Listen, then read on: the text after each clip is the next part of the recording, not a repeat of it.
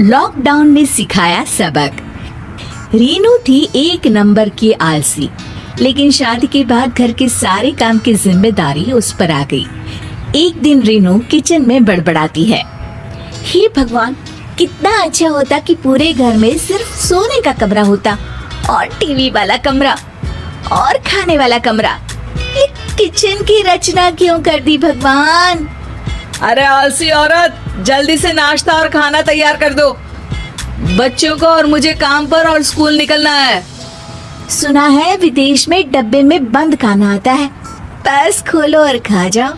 कितनी अच्छी जिंदगी है ना वहाँ की, काश मैं विदेश में पैदा होती।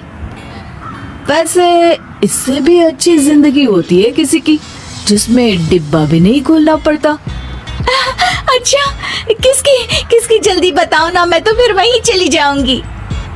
सतीश बाहर की ओर इशारा करके कहता है, जहाँ भैंस घास खा रही थी वो देखो, उसे कोई मेहनत नहीं करनी पड़ती, खुद का भी पेट भर रहा है और बच्चों का भी। अच्छा ही होता कि मैं गाय होती। रीनू की आलसपना दिन पर दिन बढ़ता ही जा रहा था कि एक दिन रीनू की सहेली उससे मिलने आती है।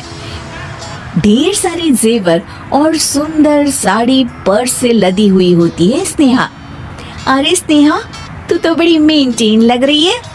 हाँ, लेकिन तू क्यों उजड़े चमन की तरह फैल रही है?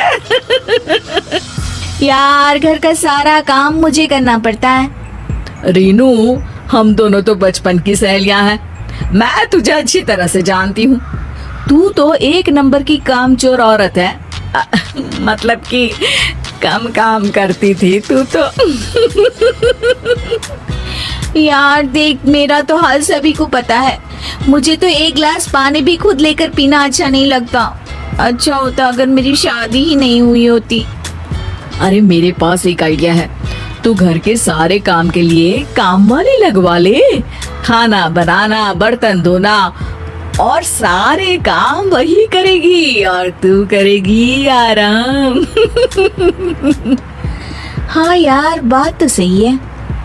अब स्नेहा के आइडिया से रीनू ने घर में काम वाली लगवा ली। एक दिन, मैडम पगार दो। पगार? अरे एक महीने बाद आना। हो गया ना मैडम, एक महीना। अब क्या अगले साल आऊं क्या? क्या एक महीना भी हो गया? आराम इतना मिला कि एक महीना कैसे गुजर गया पता ही नहीं चला। रीनू अलमारी खोलती है, सामने बच्चे की फीस के पैसे पड़े होते हैं। वो उसे नौकरानी को दे देती है। अब फिर रीनू के दिन अच्छे से कटने लगते हैं कि तभी एक दिन चिंटू कहता है, माँ, आज मेरे स्कूल में इतनी बेइज्जती हुई। ओ बेबी वेट, रानी जरा बाबा को जूस देना और मुझे कॉफी। बस करो मम्मी, दिन भर दिखावा करती रहती हो। स्कूल की फीस पिछले 2 महीने से नहीं दी है आपने, इस बार भी नहीं दी तो नाम कट जाएगा। रीनू को याद आता है कि उसने तो वो पैसे काम वाली में बांट दिए थे। वहीं एक दिन स्नेहा फिर रीनू के घर आती है। रीनू, चलो शॉपिंग पर चलते हैं। कितने दिन हो गए कोई नई ड्रेस नहीं खरीदी। ओह हाँ हाँ श्योर। तभी रीनू को याद आता है कि जो थोड़े से पैसे बचे हैं उसे तो खाना बनाने वाले को देना है। रीनू के पास अब जरूरी काम के लिए भी पैसे नहीं बचते हैं कि तभी अचानक विश्व में महामारी फैल जाने के कारण लॉकडाउन हो जाता है। अरे रीनू, मैं अब ऑफिस का काम घर से ही करूंगा क्योंकि महामारी के कारण पूरा देश लॉकडाउन में है। अब ना हम बाहर जाएंगे, ना ही हमारे घर में कोई दूसरा बाहर से आएगा, और हाँ, काम वाली भी नहीं। बस अब क्या था, 3 महीने के लॉकडाउन में ना कोई काम वाली घर आती है और ना ही रीनू किसी शॉपिंग के लिए जा पाती है। सामान भी उतना आता जितनी जरूरत होती।